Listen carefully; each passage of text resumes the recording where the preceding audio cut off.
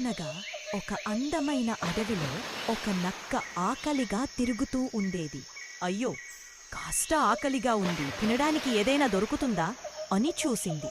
అప్పుడే నక్కకి చెట్టులో మెరిసే ఊదారంగు ద్రాక్ష కనిపించాయి. వావ్, ఇదే తింటే నా కడుపు నిండిపోతుంది అని అనుకుంది నక్క. నక్క ఒక జంప్ చేసింది, కాని ద్రాక్షలు చాలా ఎత్తులో ఉన్నాయి.